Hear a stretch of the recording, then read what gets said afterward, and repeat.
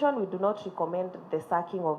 National Cohesion and Integration Commission, Common Women's Agenda, Multisectoral Forum, and Women in Business are some of the groups that presented their recommendations before the BBI Implementation Task Force on Thursday. Be applied at all levels. At national level, if the president is male, the deputy president candidate should be female.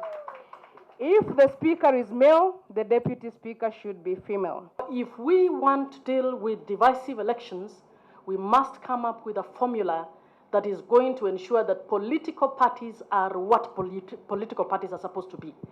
And there is space in those political parties to facilitate participation of each and every person equally, including women, persons with disabilities, and youth.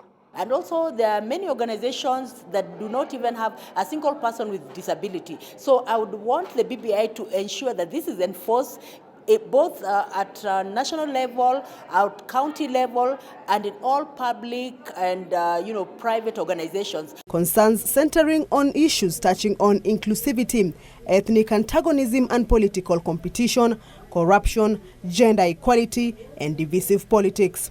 NCIC proposed that the body be issued with prosecutorial powers, just like EACC and ODPP, to enable them conclusively deal with hate mongers.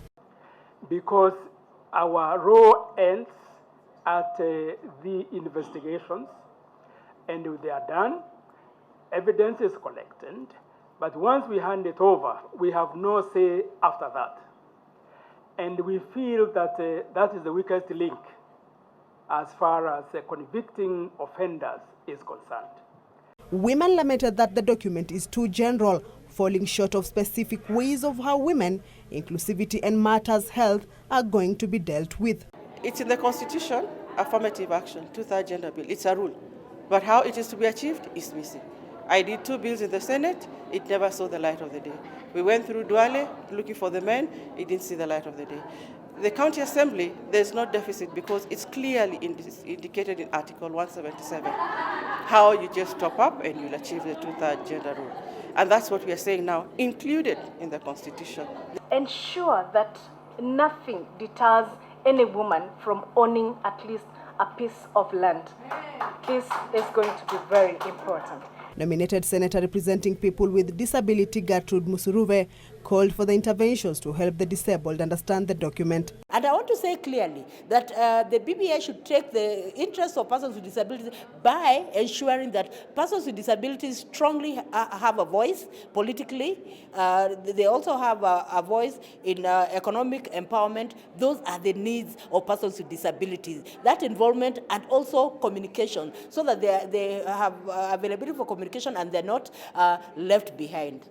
Women from the Ma community, which had met earlier in Nairobi, sought to have marginalized areas considered. We don't really have people in senior positions. We don't have a cabinet secretary who's a woman. We don't have a permanent secretary who's a woman.